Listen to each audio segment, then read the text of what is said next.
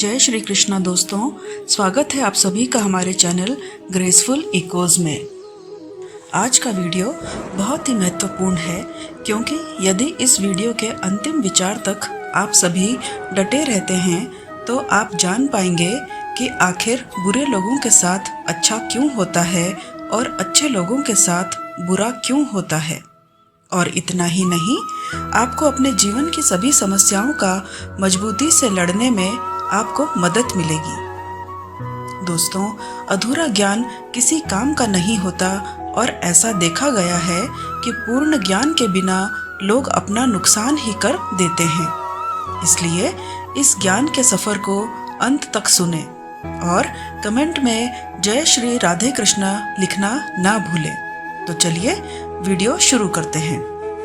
दोस्तों, महाभारत के युद्ध के दौरान कौरवों की तरफ से पितामह भीष्म थे और पांडवों की तरफ से भगवान श्री कृष्ण पांडवों का साथ दे रहे थे। जैसे ही अर्जुन के बाण उनके गांडीव धनुष को छोड़ती थी तो कौरवों की सेना में भय का माहौल बन जाता था। गर्जना होने लग जाती थी। हर रोज की तरह शाम को युद्ध जब खत्म हो जाता था तो सभी सैनिक और योद्धा अपने शिविर में लौट जाते थे। पितामह भीष्म भी जब अपने शिविर में लौटते हैं तो वहां उनसे मिलने दुर्योधन रोज की तरह आ जाते हैं और उन्हें दोष देते हैं और कोसते हैं और कहते हैं कि हे पितामह, न जाने मुझे ऐसा क्यों लग रहा है कि आप हमारा साथ नहीं देकर पांडवों का साथ दे रहे हैं। युद्ध में आप अपनी पूरी शक्ति का इस्तेमाल लगता है नहीं करते, क्योंकि यदि आप अपने शौर्य का इस्तेमाल करते तो आप पांडवों को जल्द से जल्द मार सकते थे। इस तरह से दुर्योधन हर रोज पितामह भीष्म के शिविर में आकर उनसे यही बात कहता और पितामह भीष्म भी हर रोज की तरह एक ही बात सुन सुनकर परेशान हो गए थे।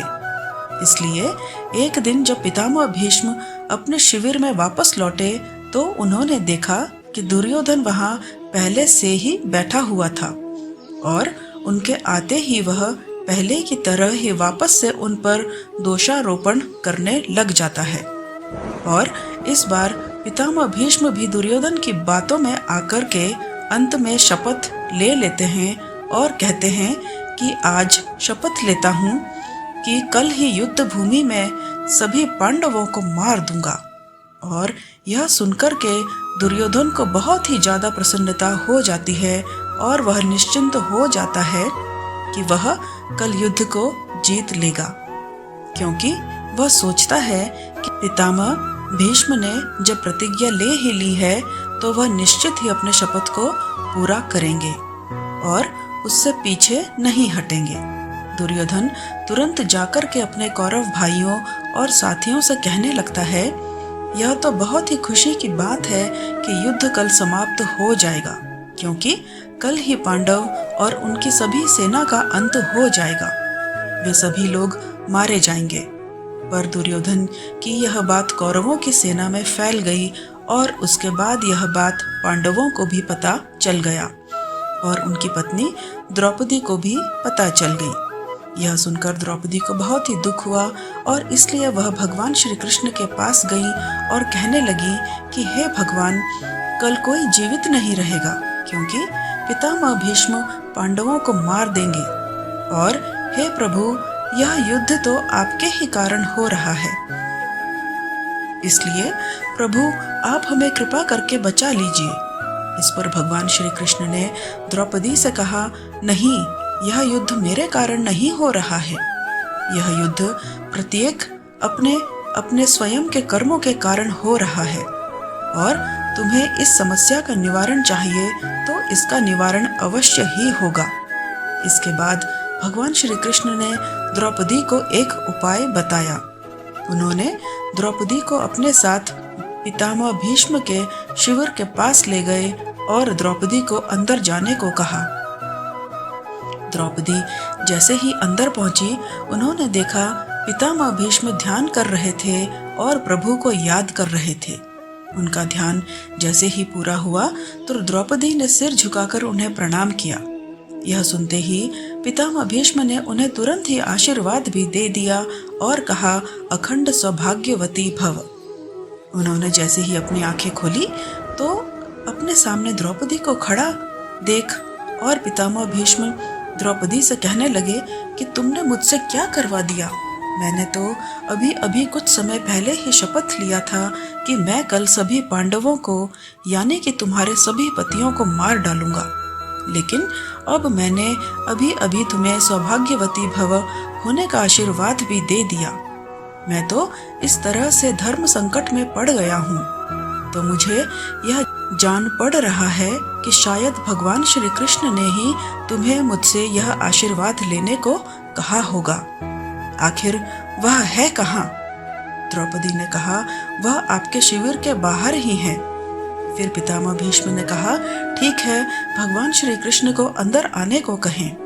भगवान श्री कृष्ण जैसे ही शिविर के अंदर प्रवेश किए तो पितामह भीष्म ने उन्हें हृदय से प्रणाम किया और कहने लगे, हे प्रभु, आपने मुझसे यह क्या करवा दिया। मैंने अपने ही शब्दों से अपने शपथ को तोड़ दिया। कृपया करके समस्या का समाधान बताएं। इस पर भगवान श्री कृष्ण कहते हैं कि पितामह भीष्म, आप स्वयं जानते हैं कि इस समस्या का क्या समाधान है।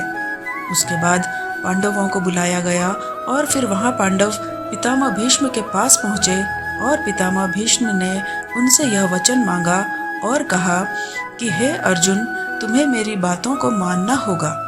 इस पर पांडव भी सहमत हो गए। फिर पितामह भीष्म ने उनसे वचन मांगा कि हे अर्जुन, मैं चाहता हूँ कि कल युद्ध के मैदान में तुम्हारे शस्त्र के द्वारा मारा जाऊं। इस पर अर्जुन पितामह भीष्म से कहते हैं, यह कैसा वचन मांग रहे हैं पितामह भीष्म, मैं आपको कैसे मार सकता हूँ। इस पर पितामह भीष्म कहते हैं कि जो भी हो, तुम्हें हर हाल में मेरे प्राण लेने ही होंगे अर्जुन। मैं आपके सामने तो बहुत ही कमजोर हूँ, भला मैं आपको कैसे मार सकता हूँ। पितामह भीष्म कहते हैं कि यह सही है कि तुम मुझे नहीं हरा सकते जब तक कि मैं अपनी पूरी ताकत से लड़ता रहूंगा, लेकिन इसका भी एक तोड़ है। इसके लिए मैदान में मेरे सामने किसी स्त्री को लाना होगा और उनके पीछे तुम्हें रह करके मुझ पर बाण चलाने होंगे। अर्जुन कहते हैं कि ऐसा कैसे संभव हो सकता है पितामह कि युद्ध के मैदान में किसी स्त्री को लाया जाए। इस पर पितामह भीष्म कहते हैं कि तुम्हारी सेना में एक शिखंडी है, जिसे मैं शिखंडी कहता हूँ, उसके पीछे रह करके तुम मुझ पर बाण चला देना। और अर्जुन ने भी बिल्कुल वैसा ही किया। इस तरह से दोस्तों, भगवान श्री कृष्ण ने सभी को संकट से उबारने का काम किया और पितामह भीष्म की प्रतिज्ञा भी नहीं टूटी। तो दोस्तों, महाभारत के छोटे से प्रसंग से हमें यह सीखने को मिलता है। सबसे पहले तो हमें यह सीखने को मिलता है कि हमें अपने संस्कारों को अहमियत देना चाहिए, क्योंकि संस्कार एक बड़ी चीज होती है। पितामह भीष्म के पास पांडवों की पत्नी द्रौपदी जाकर उनसे प्रणाम करती हैं, उनसे अखंड स्वभाव होने का आशीर्वाद लेती हैं। इस तरह से हमें भी दोस्तों अपने संस्कारों को कभी नहीं भूलना चाहिए। संस्कार ही हमें जीवन में ऊंचाइयों तक ले जाते हैं। और यह भी समझने की बात है कि कौरव की पत्नियां भी यदि द्रौपदी की तरह ही भीष्म के पास जाकर के उनसे आशीर्वाद लेती तो उन्हें भी सौभाग्यवती होने का आशीर्वाद मिलता और कौरव भी युद्ध में मृत्यु को प्राप्त नहीं होते। इस प्रसंग से हमें एक और बात सीखने को मिलती है कि अपने जीवन में चाहे कितनी ही बड़ी समस्या क्यों न हो जाए, प्रत्येक समस्या का समाधान इस संसार में होता है। महाभारत में न जाने कितने ही समस्या आई, लेकिन हर एक समस्या का समाधान हमें महाभारत में ही देखने को मिलता है।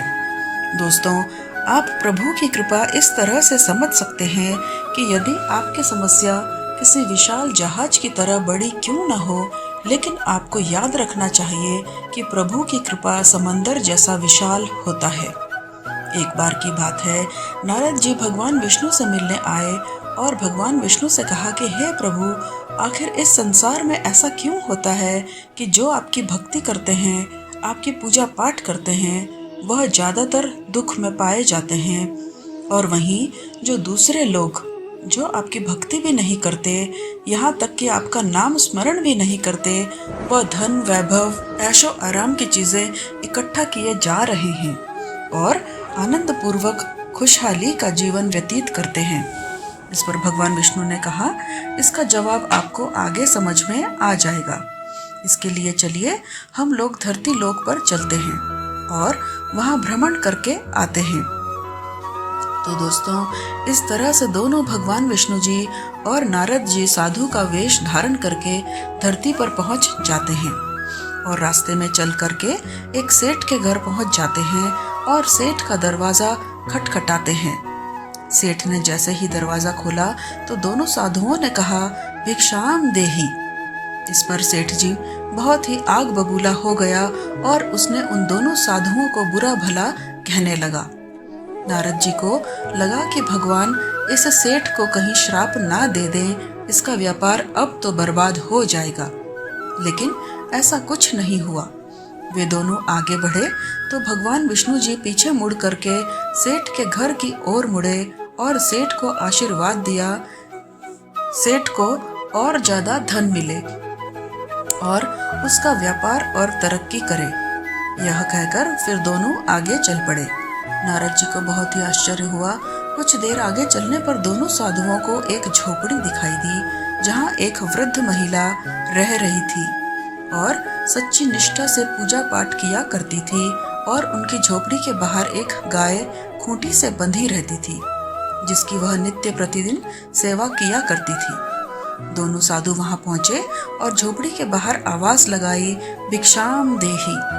बूढ़ी औरत यह सुनकर झोपड़ी के बाहर आई और उन साधुओं को प्रणाम किया और कहने लगी, हे महात्मा, हम आपको अभी भोजन तो नहीं करा सकते, लेकिन हाँ, गौ माता का दूध आपको अवश्य ही उपलब्ध करवा सकती हूँ।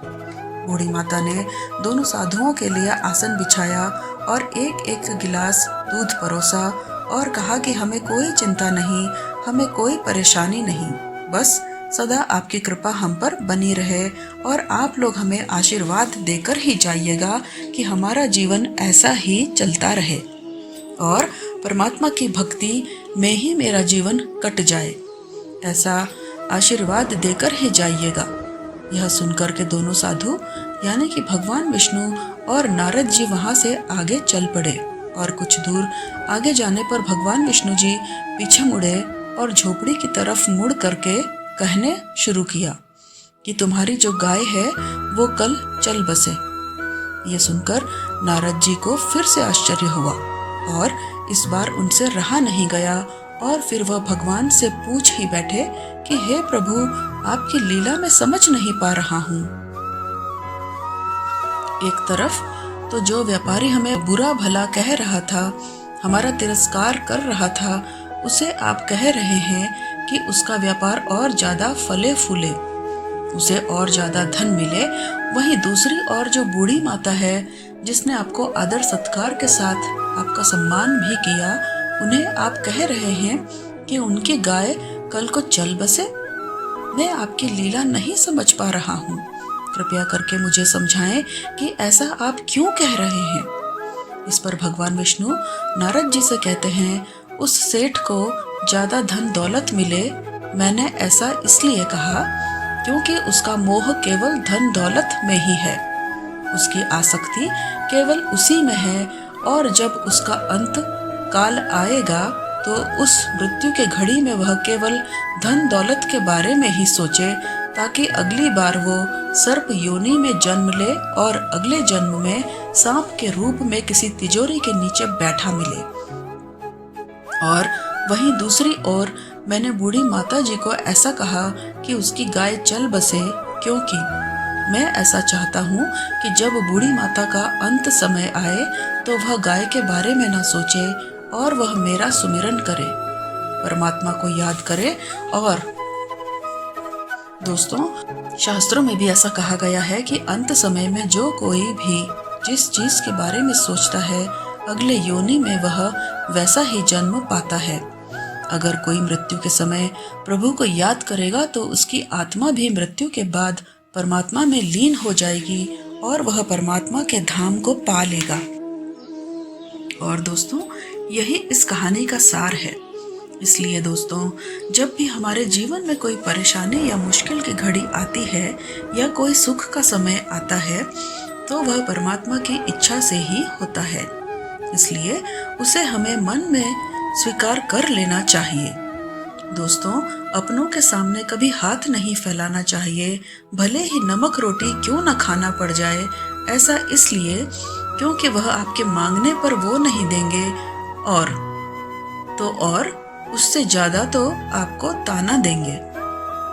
व्यक्ति जब खुद को होशियार समझता है तो दुनिया बदलने की बात करता है, लेकिन जब समय के मार से समझदार हो जाता है तो खुद को बदलने की सोचता है। परिस्थिति चाहे अच्छी हो या बुरी, उम्मीद रखना शिकायत करने से ज्यादा महत्व रखता है। जीवन में कभी ऐसा मोड़ आता है कि जब सही फैसले लेने का महत्व बहुत ज्यादा बढ़ जाता है। आंखों के सागर से निकले मोती भी अनमोल होते हैं, लेकिन फिर भी मूर्ख लोग इसका कीमत लगाने लग जाते हैं। किसी व्यक्ति की सबसे बड़ी कायरता इस बात से साबित होती है कि जब वह परिवर्तन को देखकर डर जाता है और संघर्ष करने से कतराता है। जिंदगी में सबसे बड़ा गुरु समय होता है, क्योंकि जो समय हमें सिखा सकता है और कोई सिखा नहीं सकता। भरोसा अगर किसी ने तोड़ा है तो दोबारा उस पर भरोसा करने से पहले सावधान हो जाना चाहिए, क्योंकि जो बार बार आपके आंसुओं का कारण बने वह कभी आपका अपना नहीं हो सकता। परमात्मा से जो मिला है उसकी अगर कदर नहीं करते हैं तो वह छिन ही जाता है, चाहे वह कोई इंसान हो या कोई मूल्यवान समय।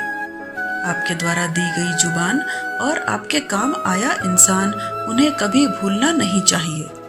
इस संसार में जो सच्चे लोग हैं वो झूठे लोगों पर तब तक विजय नहीं प्राप्त कर सकते जब तक कि वह झूठ और उनके साथ हो रहे अन्याय और गलत को रोकने की कोशिश नहीं करते या उसके विरुद्ध आवाज नहीं उठाते। लोगों को अगर लगता हो कि झूठा इंसान आसानी से सच्चे इंसान को हरा देता है तो यह सही नहीं है, क्योंकि झूठा आसानी से इसलिए जीत जाता है क्योंकि सच्चा इंसान खुद के साथ हो रहे गलत और अन्याय का विरोध नहीं करता और चुपचाप हार मानकर बैठ जाता है। और इसलिए अन्य लोग भी झूठे इंसान को सही समझने लग जाते हैं। पांडवों का ही उदाहरण ले लें तो पांडवों ने कभी भी अपने जीवन में ना तो कोई अधर्म किया और ना ही कोई गलत किया, बल्कि वे तो हमेशा सच्चाई और धर्म के मार्ग पर चलते रहे। लेकिन इसके बावजूद उन्हें सबसे ज्यादा दुख और परेशानियों को ही झेलना पड़ा। पांडव जानते थे कि जो उनके साथ गलत कर रहे हैं, अन्याय कर रहे हैं, जैसे कि धृतराष्ट्र आदि, भले ही वे लोग उनसे बड़े हैं लेकिन फिर भी वे उनकी आज्ञा को जीवन भर मानकर उनके अन्याय और गलत को सहते रहे और यह सोचते रहे कि यह तो हमसे बड़े हैं, तो इनकी आज्ञा का कैसे अवहेलना कर सकते हैं, भले ही वह उनके साथ अन्याय कर रहे हों। इसलिए पांडवों को अपने जीवन में हमेशा न्याय और अधर्म का ही सामना करना पड़ा। भले ही हमेशा सच्चाई और धर्म के मार्ग पर चलते रहे, जिसके बदले में उन्हें केवल दुख और तकलीफें ही मिली, क्योंकि उन्होंने जीवन भर अन्याय को इतना ज्यादा सहते रहे कि अंत में उस अन्याय और अधर्म के खिलाफ कुरुक्षेत्र की रणभूमि में युद्ध को लड़ना ही पड़ा। यदि वह युद्ध नहीं लड़ते तो वह कभी भी न्याय प्राप्त नहीं कर पाते। और इतना ही नहीं, अगर वह युद्ध नहीं लड़ते तो दुर्योधन अपनी प्रजा में यह संदेश भिजवा देता कि पांडव लोग अधर्मी हैं और गलत हैं, और वे स्वयं दुर्योधन बहुत ही बहादुर, धर्मात्मा और सच्चा है।